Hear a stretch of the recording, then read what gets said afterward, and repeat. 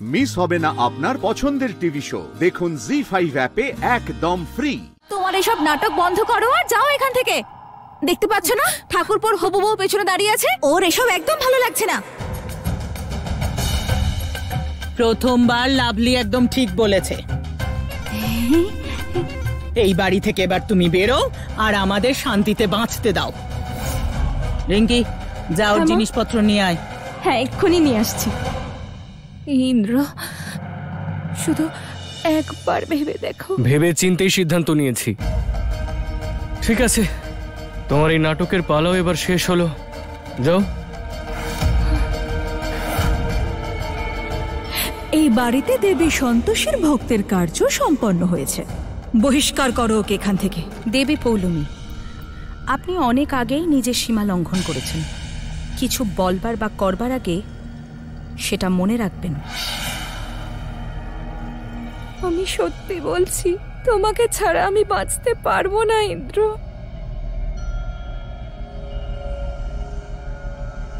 তাহলে মরে যাও।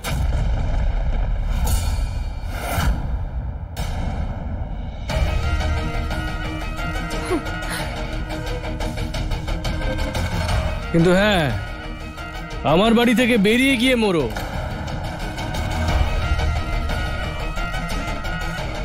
আর হ্যাঁ, তোমার ওই দেবী মাকেও সঙ্গে করে নিয়ে যেও। তার কারণ এই বাড়িতে আর কোনো দেবদেবী থাকবে না।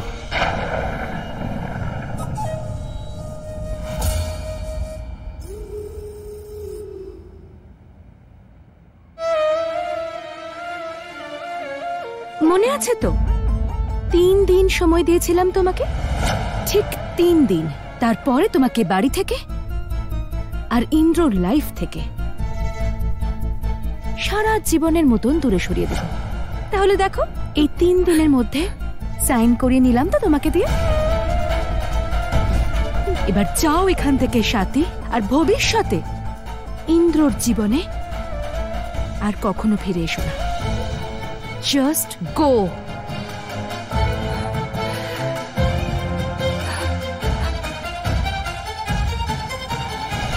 আরে শোনো, এই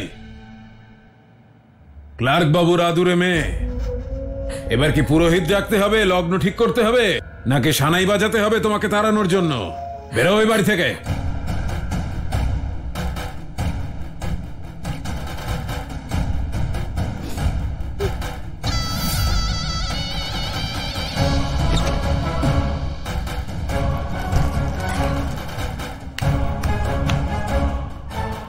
তোমার জিনিসপত্র, তবে বেশি কিছু তুমি আনোনি। তবে যাই এনে থাকো, সব নিয়ে বিদায় হও। চলো চলো, বেরো এখান থেকে, বেরো। এটা স্পষ্ট হয়ে গেল দেবী সন্তোষী যে এখন থেকে এখানে আমি বাস করব। সাথীকে এখন এখান থেকে যেতে হবে। আর তোমার এই মূর্তি সঙ্গে নিয়ে যাও, এখানে থাকলে না ভেঙে ভেঙে যেতে পারে, বুঝলে? দাঁড়াও দিদি, খবরদার যদি হাত দিয়েছ মূর্তিতে। যে সন্তোষী মায়ের মহিমাকে তুমি বুঝতেই পারোনি, তাকে ছুঁয়ো না। হ্যাঁ, তাহলে নিজের মায়ের মূর্তি নিয়ে চলে যাও এখান থেকে। মা, ও বেরিয়ে গেলে আমায় জানিও, কারণ ওর এই অপয়া মুখ আমি আর দেখতে চাই না।